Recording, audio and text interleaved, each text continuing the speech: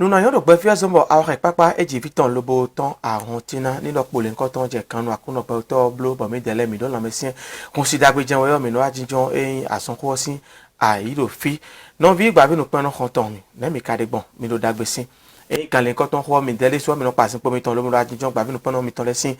nous con. Mime do azori me mime do kwe do na fide mi de tian mi kotun do kan le koton ho mi la tijon no wa le koton kan yin do pono do fi ana to gbe nu me da ko se wa apati fio tegbe du tono do kuwa inu wa fi tegbe mi ko le wa fi lo ran san pin pabli ba do po wa me da ko ne mi gari bon dáwọn sóhun tó tó nu ìbọ̀rọ̀ rẹ̀ pè máa fọ́n búrò dàgbèdì ṣẹṣẹ ajímẹ̀. ní pé mi ká mọ̀ sí àkónà gbọ́ tẹ́wọ́ blúbọ̀ ní sọ́nà ojogun mo kó afọ́tẹ́ bu àánú kan mi tán mọ́. ganji bọ̀ nàdọ́nù èkó mìíràn méjì hóye dà kúrò kàrò tọ́kùrọ̀ rò páyọ̀ ẹ̀. ẹ̀yin kò jẹ́ kanu jẹ́ wọ́n yọ mo lọ kó mọ̀ nǹkan tán yìí mẹ́rin mi kún ẹ̀tìn lẹ́yọ yìí tẹ́lẹ̀ náà yín kó mọ̀ nǹkan tán ṣe tọ́. mi lọ pọ́ mi jẹ́ ìdá kàbí yẹn ìdá kanu tọ́ mi dẹ́lẹ̀ yín bọ̀ yẹn yín ta kó mi lọ fi tiyan mọ́ lọ ẹ̀yin lọ kó jẹ́ kanu jẹ́ wọ́n yọ. n'ajà gbangba. n'ajà gbangba jẹ́ wọ́n agbangba wẹ́ náà jẹ́ ewé sọ́mọ́ náà bí ọ kàntẹ́ lọ ẹ̀yin kéde wọ ẹ̀yin kéde wọ́n sàǹkàṣà. Encore du nouveau. Chef d'entreprise, annonceur, particulier, Speedline TV désormais très proche de vous. Pour vos réalisations et diffusion de spots publicitaires, public reportages, couverture médiatique, émissions, communiqués, avec Speedline TV, c'est presque gratuit. Profitez de notre période promotionnelle pour atteindre vos clients partout sur le territoire national et même dans les zones les plus reculées. Nous sommes partout en Afrique et dans le monde entier. Avec Speedline TV, votre visibilité est assurée. Avec Speedline TV, vous avez des meilleurs prix. Pour tous vos produits et services, nous vous offrons des espaces publicitaires à travers nos émissions, nos feuilletons et séries. Speedline TV est situé à Akpakpa, au téléphone 99 00 84 49. Speedline TV, votre télé. Kendeu, etego mikaro na kendeu egbe, azon kun hotel e medonando egbe. Egbe me na kendo eyin azon kun yoro prostate. Mi no se prostate. Ne kayin gbon. Ne azon kun mon koton kanon gbanu gbon. Sunu wede a, yonu wede a, vino yo gbede. Mi na siro me da ko mi ton Alfred Fijene mo sin nu san detin. Me da ko. Mi no se prostate. A sonte kayin prostate. O yàrá gbé pọ́ńtọ́ lẹ́nu tó gbé ní òpópó mi tán lẹ́bi bọ́dọ̀ lé iná tiẹ́ nu mi nu hwee nu emi na gu kẹ́rẹ́ pọ̀ bọ́nà wà ló mi pọ́n wẹ̀ mi kó dọ̀ bọ́dọ̀ méjì wèlé ńkọ́tọ́ ńlẹ̀ wa ọ̀ dènà dé mi dandan bọ̀ mi na mọ̀ ló na sọ desi pé wọn alọ gbélégbélé bọ̀ mi na sanra yìí mi na jodo lóbọ̀ na sì kú nà ganji ló gbẹtọ̀ nà ganji ọ́ tó donu kan yìí wẹ̀. Donu kan yìí nẹ akpẹ́pẹ́ dẹ̀ mẹ́sẹ̀ kalẹ̀ sọ lóbulẹ̀ ló fìfà dọ́ àsọmọ yìí yọ mọ́dọ̀ tó ọ̀lẹ́fọ́ dọ̀ gudo yìí nẹ mẹ́. títẹ̀ ń gbé tán. Omi kendo asan pàtàkì de wo me no yoro prostate no mi na do horo claim pon prostate e ko yan san we a no vo no prostate we tí ó bá wa huzo asan e do no no gba we tí mo mi le kun asan o de nu vo e mo we tí ó bọ̀ e we asan e te to ma kan asan da ya ne no we ma yan san da ya e die no e no yoro prostate we me sunu vie eji egbe wo sunu we obi sese o sin gbegbe eji we yo ado prostate do prostate o jonu eyin gboro sunu sin sunu hwe bo eye o eno de sian ton be de sin ene on ton si eno yoro prostate yo no e de ton eno ai ton do vikun on bono jira vikun do vikun ene on e bi o ton on de fiton nu ai sunu bonu amado prostate o asi jivia ando rifata ajivia hun ewe no gwalo nu e fi kwisian lo bo mi dele no ai vinto hun prostato mi na do eyan zonda ya na be te to egbe tin ka wa yan son ne no mi wa prostate si ho do gbe ro fi wedding prostata son si ho do gbe mi ja prostata son nu bara we do prostate de agbede o e wa huzu asan ne ka wa huzu asan gbon gbe ma yan san Bewu tu. ene inde e nyala tanwo yo azon yin pe no du kuton ponu ma Ah, esi koro toto ewu dai bo fofo to ede waje waje. kabi na ru dagbo to bo toto e waje Waje. do ino du kuton En kuto me no du. no asan ne edogu yin kubo ino du Ino du. Ah, hun mi ado yan son to me we ya. prostate yin asan bo me debu de din bono do me Ado a e o me le o we do prostate bo ntun awo bo gbon apatan bo. E do ho mi bo. Atan pe de gosin to me bo aje tu che pon ni lo ndo prostate. Prostate we de alopa gege we akabi alopa do po jen we di. prostate do po e de bo yin asan àmọ́ e de prostate aigu bo a de prostate chronique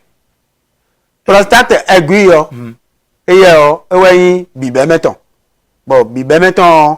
ara mono jime ke fogun gbon de na tin bo na tin do selito e Seli. selito e na te pin ji a lo pade kabi ado dido to e o khode na de Vlafo. vlafo e so gbe na dion we nda jime ke wa to fe bi o ewe wuzu chronique na do aye kon tegbe bi o nu e do mi de na tin bo cerebro le ado dido chile yo e na wuzu tegbe nu telele nu hun e bi o aso pataki o me Pataki me. Hun wele me on. chronique yo Ewe yin azon e pataki Pataki. ta we mi na. E do seli pe on na gbe sin seli pe on kun si pe on ma se idoro na bijo vinesin. E ka le do. Seli pe on elero nu yan yan ye do mi de me. ma kan bi o we nsun we pin yo bi sese we ka do e no wa da gbe nu me Le usuno pe on eno sun cheche se mo eno la. ma do mo dian Eh. e kele do meji e do sin pin on vi sin e no i blo vi yo e pin Tata pin mo la o na pin. i blo vi am Ah, ena olore yo. e na ololo yo Eh. nu kon ton e no ton sele oúnjẹ nu kan e wa no blo vi e gbon gudo e bi yo nu je nu je Nu je nu ji. Po lobo. E o me pla me de no ko be joro be no do. Ni nkono zon e yon wa pla mi yo. Ouais. Azon eno ne kanon begbon. azon ene on sin Prostate ne kanon begbon. o no nko da nu e dinale yin gubo e no dupo nu me onu yin gubo e dupo nu yo ambe kabi e na yin infection e ma kan yin infection a nu eyin do meji nu a dado jiyan ano dado ba ya do no po do fe si to e ma bo ano de biton a kabi nu a do ri ha yon diyan we la ti mo nu e do ri ha yon nu amo afunde no ton e yo o si yon e na po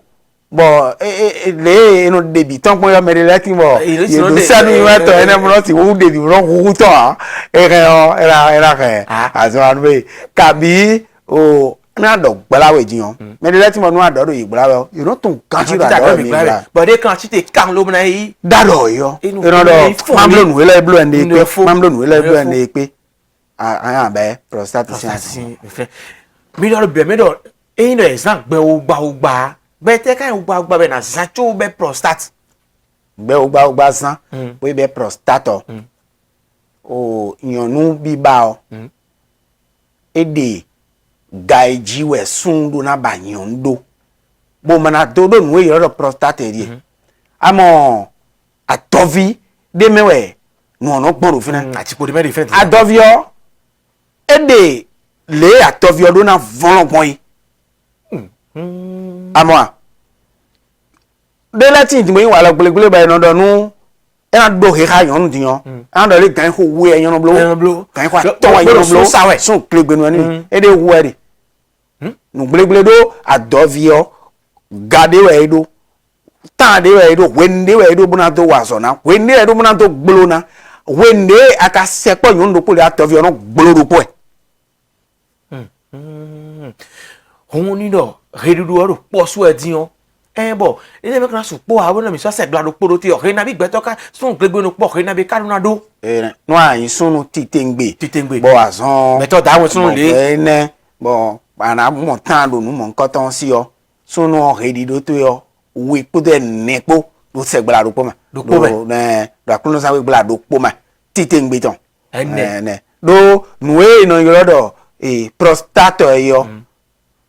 a sinvie ne o de no ai gwalo nu de yo Yo lo be no na nu we mo edo na no blo tepo dia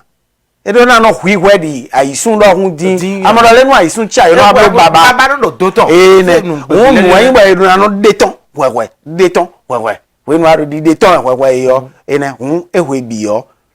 yo ate ido he ene do o akuno ta gbla do po me o kan de gbla amonu je mo wo se do we no ado do po yo atofio gbolo do po dofio no gbolo e e wa do mo wo se bo je sun glegbe ni o ku je abayan nu owo tantan tene do akuno ta gbla do po me o nu wa to hu de wa de cho ma ton do mi ko nu wa to mi de wu ya e so gbe ya diyan nido redudu o maka level so po alo nido ma so no se gba do po me no blo debu asunsan do po me letting boy je so level bro domino won debu ai si susan we bo e blo do po kabi susan aton be ablo do po eni re na level ason lo bo ason yin prostate na to ta gbe to wa ma do no e be sin egbe do no me bi ire su me tun e fine die ni sunu je ayin wa sunu glegbe no bo tu as tes 2 pieds sur terre faut te déjà engagé afoko ewe do afole déjà boni je nego ji boni do bido te kanji le ti te ngbe tan no tun ale akuno sa gbla do po me o and do he dandan be ka we bi o unu ma do debu ahun ni we mai mo ahun tun lo le ko re gudo bo jawe sunu klegbe nja yan anu do he ti te ngbe sebla do poma do he tanta ma wo ye iwe eja agwagwa e han boy no don dodo e o ye ka tun dia e ma je ye yin de je pon kaka bo e bolo ko pe wa bolo wa pon de su pon bo no te bo pon kaka e do ale o e lo ru pon ge okun pe o le mi na so ni da pa ton le de su tun mi so ni le do we me bo ne mi so ni e pa me ko kan ji be na mo ko je me ni do ma ka do he yo ble aboni ano do he bo mo bo he du o do ko ma blo he yo ko no do e we na do ko no do pe aba ko je ba de we do tan de ti mo we do pe lo bo do he ya bo e do we ko mo yo e nu lo bo e do sun don ku do ya ta won eso oui won sin bo kan do go me bo jodo na kun no san gbe gbla do po bo ai huzu ba pon te amon to ton aji amon de amon ena do de bo na pen de na do to ni le nu ajo sun kweto edobo nu amno de si onton le ado na de ton mo ya o tun yan ton lo mo ji mo e don ero pinpin on de o jodo indon e para son do hide we asan do hide bo me mi ton de le ro e je le di yi ro e je na no peji alopa ina yan ohun e je le do nu wa je to ni akuno gbe to meta na no e je le kan ti an e tele kan so me no be prostate no e zombo e no be prostate yo nu eyin do adodo gbla we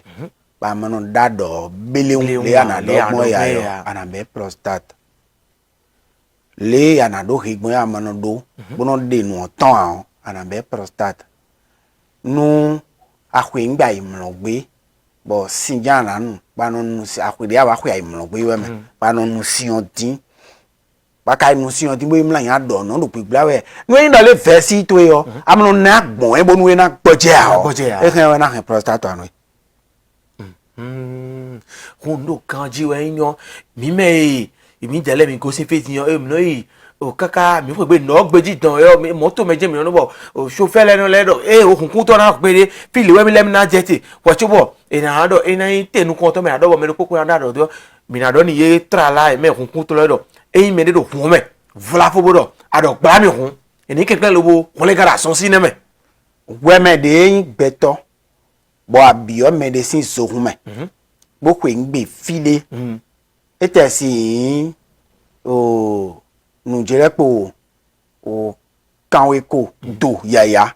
bonu adoglawe cheun donu zo kun to do kenkele bu note sora pan fipo bonu ma da sisi ho village do mejinu egberun do ni note mini jete le eye ni bonu mi le mi na ba alopade fu bona de fi mi ko gbe na e ma so asan ro asan jini boni asan e ka yin prostato e ka jawe o ne ka no tun gbon un tun tele e ka no je wa jibe no mo do e wo na a che gliun do yin de u do yen de ma tun ene ji an to jije hun ma ko kere je na tun ti me boni ma pon do ma le ta me pon ka ndu fra fo aji un prostate jawe me de gan me onam no le seli emi ton na je pinpin ji buna no ve bo ve si ton e na mo do dayo e ndo le o agbadi dode ewe fait si ton doit de son âme dans les et roland et djadji à mon jamais un moro et roland et n'inde a donné à Jack blé blé bon de esi la idjon le di le yan pe ipan idjon fi da pe ti mo mi so ba cho mi ton le di yo anu mo klo ton fa pe ah adore na ton sele kabi o na we ma don be ha jiga ton anu je nu ton na je e da do le nu ton na je viveji viveji nwe je mo blo nwe ji un o no jiga je do infection jiga je mo blo nwe ji un yawu da ko o kan o di do la me je contrôler gon mais moi ko inde foro bon mo ko e ka kion nwe mi do hati fin le yo e o seli do kin pe adone gba bele e re na nu mo nko ton le kan lo fe chubo e na prostate wa na mo do e o nu lo mo ne ti yon mo do ason e lo ri chobe kan na gbeje mi pon be da level in prostate e kan na mo do te to son infection a na iso infection bada de do yon nu ko kabi huile suno metion asi so infection de nu huile huile nton me on nu do mi de tin kan na je bo adado anon le dado puru kanjopo amon jemea e mo hun do de yo ahen a le do diabète ganji bo diabète tu ehen ena na we si mo nkan ton do sukle si gan ero hun to me ma didi we abo ajinjo ren jinu yo ehen ena na we nu ene mi khati le yo ena na we nu mo nkan ton amo isu we nde ayi me no gbeje la me pon to le yo gan we bo e blo o hun di da science o ado di da science e na blo le e blo yo e we na tun do e lo prostate bi e o prostate we infection kede e kede so gbegbe ni leti mo yi tele ja ke do gbe ti yan ino mo do ni do e ma zan ko fi gba kun ha ru itan ni ana ba mejileun be no do e odiyan ejaculation precoce de blue amo ni do o ko fi gba kun ni e ka zan ino depede ino de vivio no support ni abẹ me mo nkan ton le azon ki mo nkan ton ran ado tabaniyan prostate non re ja ri ton do gbe yo e do re ai e no vide versi tan ai ko fi gba kun e ye ma do kan ti chade ka e bna do prostate mene bu ni do ko gba kun we de le tin to pon vle no do bono se ntuni do mi de le tin mi apa pe mo nkan ton mi de mi no wa so de we de le tin ba wa to ko gba kun enu ai nu lo bo gan ki ko e do na de si ene on ton enu azeu o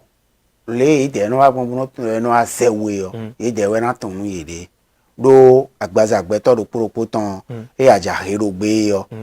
nde ti we mi no yo lodo mi bi no yo lodo ejaculation précoce nde yin ejaculation précoce bo nu yen ton do ite o cho bo nu anado he ha yon do po si we de ndo po e kru tato e me wa bokoro fifon ochite akoro yon won pon e bokoro desen ton pon e bokoro depe eyan yo akoro pon e bokoro nu so enelebi sese o e ko takam no bokoro aso wa do sunu kwetu we bo sunu kwetu akoro techi e we kaka chobo wipo yon won po mi aro le mi na wa ije e ro we nenu o ahen anafo ropo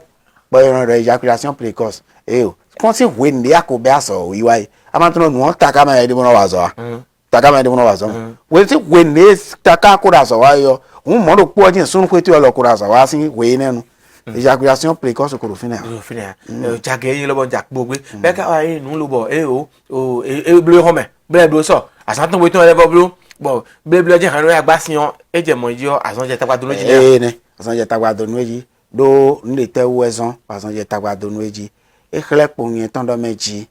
nde do fogbon e do fine bo chobo no akara ton do nu e do fogbon e do fine o ai do to ko bna do meji so egbe asan ton wi asan ton di yo yedede nu ku ikoro kun pon yedede nu ku ikoro kun be na ji no we no veni ene ga tele yin mo we de le no tin bo sun le tin bo nu ye do he nu kan ton be blo mo nu ye yo nous y les mots idée mais ça trop bon les donc we gonna les blow mon y fie nous et no yodo éjaculation précoce yo et nan na do ko ton ah ni no nu ko ton blow kham eh bo le blow kham won o mo do e o àwọn idiyan ya o chi àwọn le wa pin we ble no fine kaka bi o ku ide me ble je tu daji o et le blow ko mi le fo e mo hun e le amodo ah dawe ti ton e la we tell we kara wa yin kwenu mi do ade mi do sunday finish ndo ah be no no nu ji kaka mo do mlu gan ko we gan ko atan e we ndo e ko wada gbe de o asomo nkan ton sin kun fa we e de but chaju na bi kara na blue be na jele meton wa nous la je que nous fi de so asa Coca-Cola to yi kabi bi abe no aze to yi lo ko kondo e ahun le tro ko fo me nous quand de akondo fe ko te meli e ondo ama de wa je nu je de wa je gute bi se yo nu je nu ji kere e kere po ndo me di ni ro le ku iporo o na to epo diyan mi mo mi le wo mi so mi le gayaya wo mi khe mi le nu cheju wo cheja foton koi gbede bu so le poro kudo fla fodi bo ena le ayin gbebo ene o martin ahun akoyin sunwa akoyin bezo ato ahun morole nu vivi de so po fine de jabi ti to le ye dere atike queen de le ti benonu ni le ti benonu lobo no mo tun do ye ti han alaji fakan we ene le ti han ason kene lo be e do tudo me de modo mi de apa me no ko mo ko to no sin be si egbe o ye ma tun ahun eni tun kanji me ino be amasin queen olonu bo ino do de yin vovo to e o ma support bo ino be amasin queen bo no do jan le yo no te ba pon we nde na je we kande doji we kande o le doji ba pon le yi na mo asi ton do tele bo na hona wa amasin queen je na iba bo we ni no amasin queen kon so le on le yi gbe ganjia do we no ado pe vie yo ma o na we hon de ma o na we yo we le go hon de fu na bo gboro da fonu kan we ayi hon tegbe bi ko no ai pipo ho no aso antibiotic bo nu yo Cameroon gbojo nu mesin on se da pa ko na po mo ye me idopo vile we mi na do na po no ekuno wiyan lo bro le fe wa wesun bo edo wiyan wiyan le yo kwa so amoro mi le mi do awesun kikan sin alenu ne we tell kana wa ye wenu lobo azon queen prostate na je le pon na meji ena prostate ko nu na we le pon bi yo ba mo do yi lo ti no enu ajuro na fo na sin le jiyan ai ena no vezoro lo selinu we ena no mewe la kabi aja dodo gbe le jiyan ado na no mewe le ta kabi adone egbela we kakabo akaja gbe yo ana no fi mo se kakabo le wa son de vra i khamo lo ra je le pon ji kwe to ra mo pele lo ro pevide tous les naton kaka cho no ansa gode to ebo do le po won ai na le gbela we kakabo pevide tous les naton po won eno zan flafo anje kanjo de doji flafo de ro fine pedi po won kabi e wa yan la bieri bo eneo we de so amodo e to tebi yo ama do pon na golo ado na no gbela we ka selitu na dibela wo amo ado na ton e mo hun amodo mene let mo do e mo gbeto no dado a be no finish cheju na bi pe e ado gbela o je wo yo adoju no adoju adobla me de bonu gbeto bo ma dado ahun ni igba no ede u na ado na gbela mo yen mo gbeto na dado a azon wa yin bo yen jo na gbo sin azon ado ton yo nu gege atonton bon fine be yisi bona mo gbeto na don kuna dado nu yin lo le fie na seyin le hwe to bo dado e ma ro fine a bo mo fi kwetere bo fie ne on na seyin na blo na da son ene on ton ya u da ko ojo gbeto ko to asamori yo mi do ni do mele da son ada visions jewe e no mo vele me do ason le jewe no mo vele bo me ka do prostate jewe u vetele ka ye to be no mo ye ke aja mechi na do na ka be ye ke ahon mechi oh seli ton na no wuli town seli na wuli ba no pa ego sin seli se pa ko yo ego sin seli se pa ko yo sunu ko ton na no ve nya na mama na no ve town do fine mai eyin no we ni leje ni lo wa ji ve na no mo leje ne e no e do ji e don na chi ko ni mo e onu kan na chi ko ni lo bo enu yo do fievre bo ta me hunzo ye de kan na no ta fe me na no rien lo pare do te weson amam no le kan le ti we no ne sciatique kan ene on bi sesio e we kenu e do peto sin gbezan me bi kan ene on e je ouvert mo ji o amata na je fin weji e mo ho amodo e azon le yo diyan ero àmọ́ fie na besi yo e we no le seri to e ben e we na besi ero besi e na me ma do problem ni o do eji pon de yo mi dele mi no do po won le mi na agbon lo to vile yi na mo ko do safunte do ason kin le si yo e we so mi no atinjo ayi le nkan ton prostate no gbo wa prosato e no gbo bi bidi le ko no gbo gbon e yo e die to nu ana gbo prostate to e yo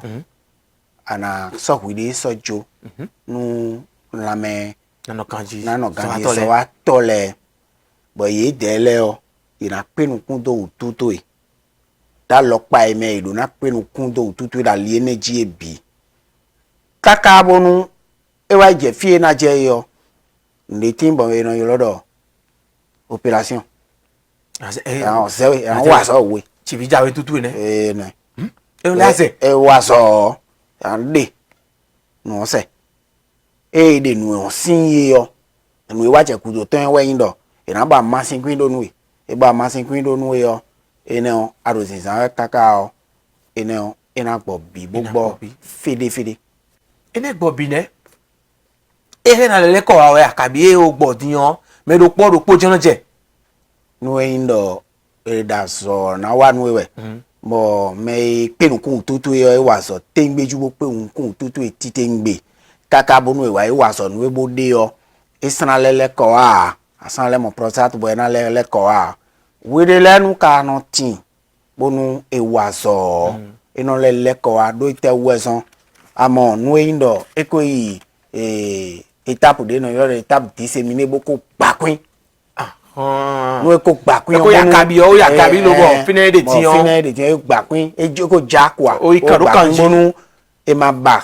kan bibo desinya bonu do ye de bleme de vlafo pede aso wa to pede bo e ma mo inu je fere jo pe vide ne o do o e an le do ve bo e na le wa so na prostate no do funfun be no kholo no e bo mi no si de ka ren e na kholo egbon ni de ma bara itoto ko ya no e no de na fun o ndeti amasi ndeti bo grenwe bueno do won na amo mi si no fidi do mi da che ne mo na do le lo le ya do ntew no do tegbe chobonu ana so amasi de nu mede mo na do ni zan gbeje ko ana pon me o dandan we parce que yen po wa po diyan fi e de fine diyan ko kan diyan ana so o ta ló pé so ra bi mi ton lo diyan ta ló pé mi atan bo anu bo na wa ti ro we me yen ka kan diyan na so volo yo me leti mo se won to ya pon oro mu ye pe na ja gbo nji mi so do alo enele ji o mi han mi na do e amasi inu bonu eran do amasi ko nkan ji pon gbelele a prostate won mi do mi na li fe na ne lo bodo mi na gbo lo be na gbo bi gbidi asan na bi mo ka si soro te lo gbo be gbo bi gbidi susan do po ya lo yin do po nbo asan to po o gbo ko de fi mo eno bloka on bloko we atanju na gbo bi ape nukun titi ka anu ko atan mo we atan ganji mo ho asan de lo ero nukun pe do tutu kaka bo eyin lo le nu o yo wa je we bo wa fodo niyan bo fodo tan bi wa ja masinu ji kaka edo pere nu bo akale ablo ne pe na le pe nukun tutu so ije fi de we locho na si kwa de alosin kan to we me ye me lo mi kun e din lo go sin pa me alo fi de go san so me go sin ti lo wa hun gba bi nu pon itan je na tun lo ason ko jijewe mi dele mi de ba son ko te ka do mi de egbe prostate ko do mi de egbe bo me la ko mi tan toto ese lo bo se kere tan we do mo je me na mi do prostate si pa pe we bo le mi ka ren si san de mi na zan azon ne ka wa gbon da yo yan so ne ka po me na tun do me la ko mi ta le fred fi jere mo po yin ko do ho sa fi na kan bi odo bo ni do azon ka en prostate e ka gbo lo gbo gbidi ne kan tun do diyan e gbo enu ana tun do e gbo bi gbidi yo la me ponto e wasonu we yo eye o we na gbeje bo na de ken bo na donu we do ifo àmọ́ kwire su metu won ye domo nu we yo si kwe ne nu ko na je chicho jiro we ne asan le odo tuche yo no mo fo gbin gbon do sunu ko chi yo eno vemi kabi o vesi chi yo eno dagba deji kabi nwe nwe adodo gbe yo ado di do ton eno ve onu mi nka do kabi nu ndo njo hu idion no a mo po ndo meji ado kosi utuche ka amon je nu enele me no gbe su meton abanu enele bi po ba ma so mo plute enele de busi ye be ponseli to e bo fie na gbon enu e ahun achete wo alo kezo ba to esin ta fi na so ke ta to ifine e no fe so be ahun akozu ton pe vu wede ni lo atin lo bo eyan fafa ero to o ero le a tobi de le tin lo bo en lo jiwe ko ipede o ero le a se ide un alopa ina yan e mo wa e o prostate we alo e bro e hun peto kan ji ne jage bo no gbogbo e lo nu aje ko le tin bo yo hono ato afafa sin tito we le file tu no de file di o we le ti bo o anoko nu a me ga je we le nu anoko nu onu e no le de su o e mo wi ya de ra mo yo e no dire pere bu no kle me lo ji le mi ku vo so mo ro mi ku ga na ko yo le mi lo ka mi na yika mo ni ka je ko message yo we ro aje ji amorale we ni do no to ma no de prostate ton ne ka he na lo bon won le wi te ka ro ke no don prostate ni lo ma no te chi me era prostate no ton we lo no tente me o ara tempo bo onwe no yo do produit laitier lait podo fromage mi ton enele po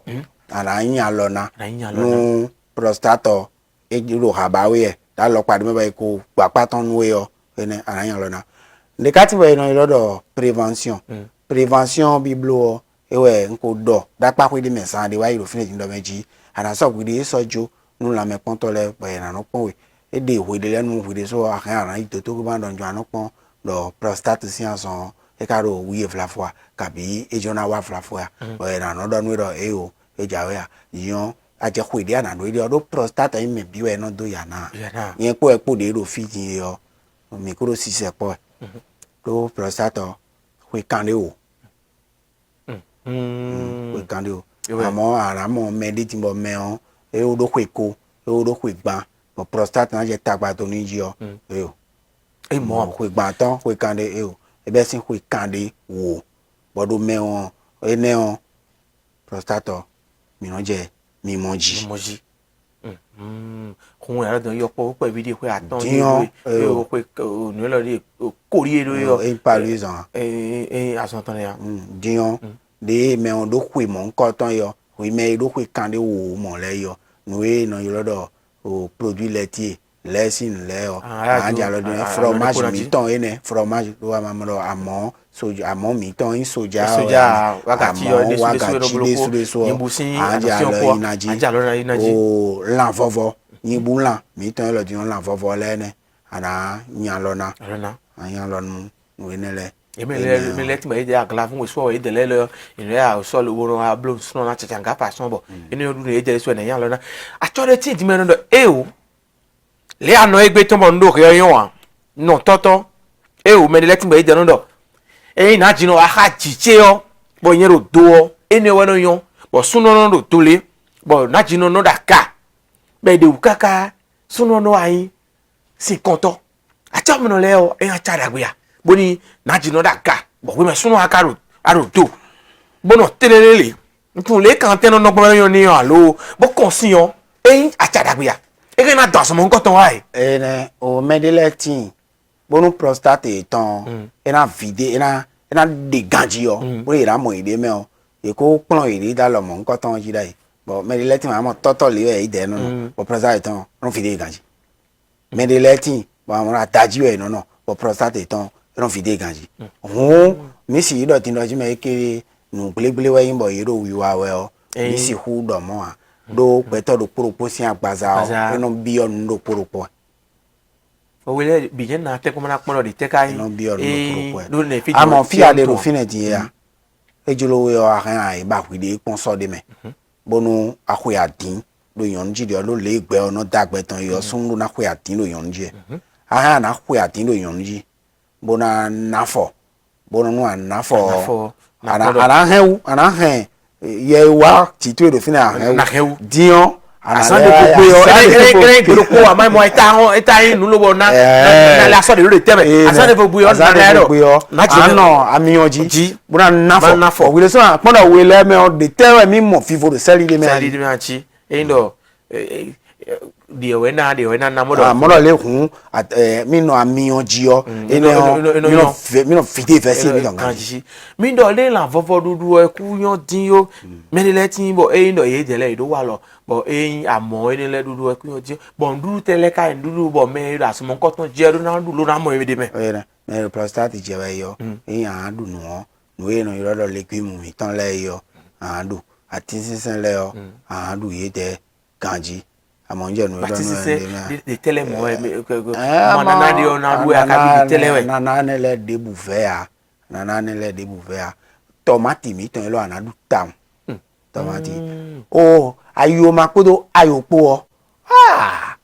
na do prostate wa kabinu aba borun prostate ma so na wa lo bo apo ko mi da chan no du ayo makodo ayo po titengbe no du tomati titengbe lo eyo wodi no na du tomati hu ule awuna o klo le adona klo pon lo bo no ma na do efie tifo idai bo klo ni eme ni an se finegro na klo na ho klo na eme enime tubonu anodo amonu prostate si ason je wa akan anadu nu enele koikai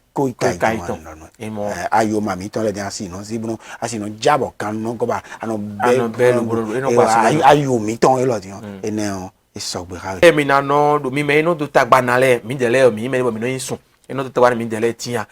no ayo alo ayo mami ton le aro dudu yo ko so atuna me na mo ko do sa fun tero aso mo ko ton si me na ho na fide e ma mo ro na no fide fe si o e ra ko nu do e pon e fe si vide ve si meton ko bi we adogba sha no dado eno te ko da ado de letting be no ado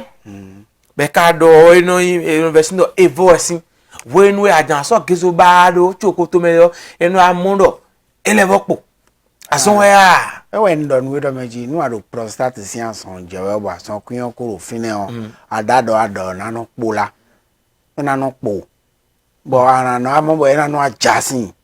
no de ko en gbe nu de alopa na yan di prostate on me o ka je ne gbete we ka gbeton me je lo be gbona fo gbete ka gbeton we na mo yon ta ton bi na no fun we a na le mi na yi we a ka bi mo ti na mo lo ni lo ton dagba go na we a gbete gbeton prostate science bo me on je prostate science be po ni bo ipinu ko otutan le na pe otutan ganji gbogbo asan niyan ate wa mo nde otutan wa mo lo le me lo ti ja asan ti an ohun ko enu e wa de awubo awa mo fi chifi pa je ni je aran asi kanu die be andon we do meji nu le we je mai mo an be gudo asan si gbigbo metan igbe brabra de bo na mo otutan sunu o ya so mo ko ton le ato tagba na ta eno te pa yon le so ya o sunu wa no je prostate sunu kele no je unde kan yon le ro apa mo ko ton mi tele di emi mo han yo mi nunu e amo chinya nunu e tra bi yo sun kin kuma kin be mo han yo no nunu e edo prostate je yo ahan bi je nunu ka bi nunu ahan de a o prostato nu e yen ton dimbo ngan na do prostate je o manu e yo e we ko yin le me e we yin le apa ene o we de le na timbo ngan na do nu e do jiro ke akami ton ya hasisin le yo ayin ton kan pona pere o amo mi na do tin lo le ahan o eto tagbanu prostate le ta won na wa yenu na wa yenu no le voici benodo endo ason mo nko to lo jijewe yo eno fini kaka yo cancer no le agona benodo cancer de prostate toto mi de ne ni o kai gbon ne karo be gbon no e lo cancer de prostate yo we ko yan san e ko do mi de buro iye ti no nu alopa fo nu alopa fo ele vo mo a no e lo cancer de prostate ne e wo esan bo e do nu e do e wa to fele na to gbon yo mo do meji so am we so am atun tan le sun we je jan owo bo je ko me wa ji do aso ko mo ko to ja me ko bo ne ka do mo me wo tan e yin do meji nu ama pe nu kun do tutan boy wa soro tout on le na wa soro tout on bon ya kabi ya do vera bo chi kwe gbe yo asan bi na wo me wo po won do nte wo son ado mi tun oji loke nweru ado me yo nu e hun me o no kwai Edo mo. di ado ne ka gbla wi kaka ba do ma si hu ton ane fi enu onyan la de ne ado ene gbon bi bo si hu ton ane nu fe si to gba o lo akwa kabi akwa Aku. adado a bo kan no gbe a ma si no gbe ne Mi no ro fi asamondi edo nu wa le nkan ton chi do ye me ro pe we je ile no be ro apako ifo no te fo je ro. Me ro prosa je de so no te fo ro akabi mero prosta je yo nsi yo prosta je di mo afi me bi si yo fi ma na do ye ma ka yin di bo han ni gle yin ro pono we na se wu fe chi we gbe e kono bo prosta ti si an ai do to we mo no era wa prosta si an so nu mi di yan e be mi me atan ai se ro ko ro pata mi ma mi le na do e mi si fine bo mi do prosa ti mi le ton kan mo gba sa ko no e do ni a fi e yin la de yo di o no e yin do mi je mais on je nous gléglé de na des temps je rien infection rien à tout infection mais niveau à mon jamais rien à tout infection mais on pas lo na lo bi bolo na ti prostate non collègue na de bon network ka yi bon e gbogbo ya mais on me na do mi de mais le no ku bo mi do ni do mi na do so ka me na bi no ku prostate o tu o ni na yo mi de gbeto tantan me ro pon kure me ro pon kure ji beto prosa si an so yin nu tin bo on ku me so mo na wa yo no e be no ku me de so mo àmọ́ asan bada we mo ya o jafla do tout on anu kanji we so no azi kaka mo no me no je prostate le yo do no me on ko do apapa ri do ton kanji lo la me da ibo no je prostate je jibo no e ma so si ro nu ene pe no ni pon ta unu ye bo eno ya o kan o sun da ko mo no yi ba won en ye na to ya o po nu ne do mama na fin ne ba kan nu omo mi ni chano mo bo ena wo gbo we bi nu aje eno ya ba kun prostate an so no wu median do me tanton ji o na wu meroko tiyon mi do eyan sonde lobo en tagbo tu no je lo so en totu e bo totu no je o we me fi o ahen asomon koto ina en chuno ba we to dion ene tochi no je prostate an so ne lo be ka do hochi won le win dede bo e ra gbosi claro pe video togo be an enu ina le we ni totu yo no je bo e ma do vele na dogun kabinu e ma tun bo iwule awude na wule bonu e ko do ni do prostate an so an je a o ko me fi de na ji o nu e ma ko nde wa kawe kaka bonu aito we ama si tun ne we ne to yo wa do ve wa ito to we yo bo wa igbeji we pon be do ve yo we nenu e le alo iji e na wa so to yo na wa do kawe ba na mo ko bo to sa fun inde me mon ka o le don we jino nu e no don yin prostate sin asan yo we ko me we gba me fi le po won na be prostate bo ri to e o dandan me on wo awo yin atan we kande atan le dido kande wo le dido e we prostate sin se ron no be eno be kun me do pe pantiyan oyin lo mi no ase do me le tin bo lo pe kwatan pe gban ton lo bo mo asomon ko tun e huye e mo hun asan de bo e hu e fin an kabi lo no yin dole me on e ko ro hun ton me da e ko ro ren ton bo ko yin ren ton sin dai amon je me bo ro amono asan de no lodo heredité le o me di le tin bo apata me itan e no do gande jiyan bo e de you know ya so ku ton sin pevi bonu ye na do kwede ye na je yonu sepo ji le yo do prostate sin liji yo bonu e ma no pe fe si ton o bonu vide le na vide gbon ya kabi adogbele o e no kan ado gangan le na hen gbon yo ko itan na ro fu chobo e na be prostate o na zon lo bo na go fi ma jia lo be na me lo di prostate je de lo bo e sin asomon ko ton wo sin edo na yin lo bo na no ito ganji o e so no ito be e ro fi jia e kan e mo lo clean me lo kan me on le so a odo fina din on a dit mais que nous qu'on gosi prostate et non wa so dagbe meyo nous ma ton do dagbe ji boy mo de oro ton a me on si ji vi bien ma na yon vi na wa so ha e si wa do kan ja atima atindo atingo to mi ton le ran era gbonde fini alo mi won le win le do fini be ran na bana o ndo yi we o na ya pa ko ego won le win ya won le win ya kanten mi na yi akatun asin apakwe akatuno atingoto atima atindo nolizaka azonkuyenelea atima atindo atingoto mi ton le no lizaka azonkuindide e non lizaka e improvisation azon bonne ati teleke o mra to ganu khodia o amasile timbe no lodo oti o wele no mi na ten ko bona khala yeton boy na mo bo no yi le racine ton doton allons-y doton le ya rien na blogbon même il y a quoi pour bureau fidien mi na za bona ze do blo noton manotena prévention na ego si amasi mon coton jio ego si ne jio palmier de timbe no palmier ne o e ye o e to atun to me wa no no ede le no di gadian ni lode eno inu bo eno do queen bo eno se queen to mo do blue pot clean na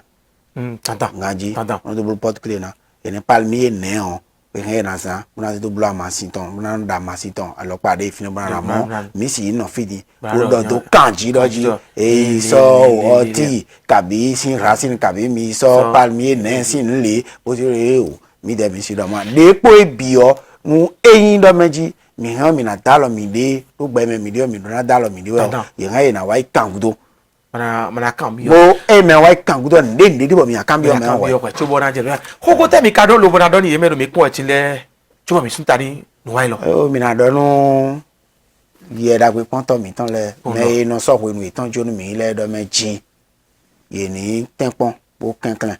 bo nu ye je fobi bonde moji do sonu ko e ton fla fo hun e na do di do na we je eclogia kabi e o ado no po boy no fo awe a kabi e no kuyo ado de no ko sin glonu ye fla fo hun ye ni kenklen ono ya okunlen to hwe ono ido nu le o e do wi wa seriche e o do e sun ko chi o onu awure de na ya wule khaye no asomo nko ton ma wa to fedo na itome kaka bonu chifi pa wa je yewo ina chanu me da ho Alfred Vichere Moti e wa no po lo bo mi ken lo asonkun ye do prostate ogo ye la lo blo mi e do no ku to ton lo bo kan me on de do de me bi o we mi so no ti ti an ho e me da ho do di on mo do bi to mi to me jeto mi ken clean to no se lo bo inu kuno chi ahwan mo do po je nu kun de sino mo bo to de sino chi ahwan ne prostate si azon le no gba no gbe ne me da ho ti me ne le ka se blogben lo bo mo ko do sa fun te da zo mo ko ton si apaku yo ile vo ti me enyama atindo misize le boblo kangudo mi kana ilobo walo e wonle wi e karo na zana e do na timenu mi mai do tindo e o e do le e iso palmier ne alo e iso le le boblo le e mo am mi kekle le mi de mi na wagbe lobo la me mi tan no kanji o e si kan we mi no ko do nu wa le nkan ton ji gba fi nu pe no Speed Line TV ji mi de mi na tundo wele nu o asan ko mi lo aken nego mi meno yo mi mo do mi kekle e na wa mi kenda azon le ogo azon ede osupo bigoje mi kana kendo tono di lobo ni no so kun lobo no ipe ya ebe ton so do mo na we di ana dogbe nu kan tempo ro piye po ye dele no son lobo mi no mo ye mi ton lobo no me no si gbe mi ton gona ti do enjilo nu wa akuno gbero toro mi de fun ejen we o le so asan de fo buyo mi ale wa lo le vo so asan de vo lo to mo mi o dabo